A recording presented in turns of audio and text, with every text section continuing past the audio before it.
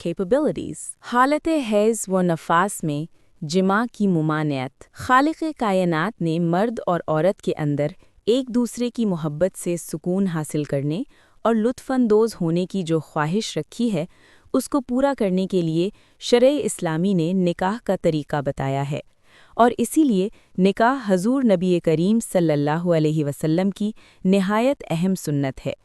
इसके ज़रिए इंसान ज़िना जैसे मज़मूम गुनाह से बचता है।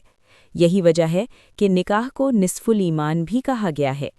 निकाह के ज़रिए जहाँ इंसान हराम कारी से बचता है, वहाँ इसको बदन की सेहत, दिली सुकून, मोहब्बत और एक दूसरे की अच्छी मदद व एआनत वग़ैरह मुख्तलिफ़ किस्म के फ़ायदे भी हासिल होते हैं। निकाह की रुख़सती के बाद जब मर्द और औरत तन्हाई में यकजा होते हैं, तो मर्द के अंदर बिलुमूम मुबाशरत का जज्बा बड़ी शिद्दत के साथ उभरता है और उस वक्त बाज़ मर्द अपनी बीवी के साथ औरत पर टूट पड़ते हैं।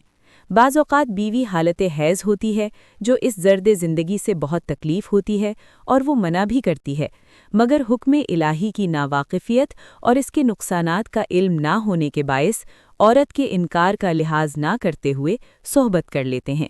जबकि कुरान अज़ीम ने साफ़ अल्फाज में हालत हैज़ में सोहबत करने से रोका है और हराम करार दिया है। वातज़िलुन निसाअ फ़िल महीज़। तर्जुमा: हालत हैज़ में औरत से अलग थलग रहो। कुरान हकीम के इस हुक्म के बारे में जदीद इल्म तिब ने इस बात का इंकिशाफ किया है कि हैज़ से खारिज शुदा खून में एक किस्म का जहरीला मादा होता है, जो अगर जिस्म के अंदर रह जाए तो सेहत के लिए मुज़र होता है। इस तरह हालत हैज़ में जमा से इज्तनाब करने का राज से पर्दा हटा दिया है। दौरान हैज़ औरत के ख़ास आज़ा खून हैज़ के तमव्वुज से सुस्त होते हैं और आसाब दाखिली गुदूद के सैलान के बायस इज़्तिराब में होते हैं।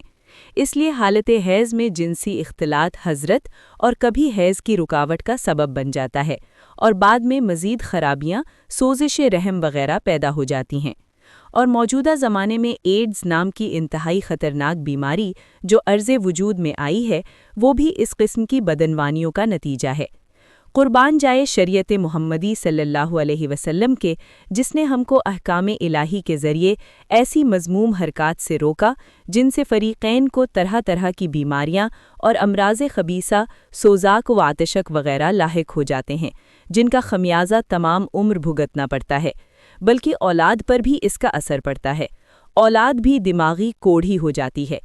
बाज़ फ़ुक़हा ने इस हुक्म की ख़िलाफ़ वर्जी पर हदीस के मुताबिक कफ़ारा भी रखा है कि जिस शख्स से ग़लबा शहवत की बिना पर हालत हैज़ में जिमा का गुनाह सरज़द हो जाए तो उसे 1 दीनार या निस्फ़ दीनार बतौर सदक़ा करना चाहिए।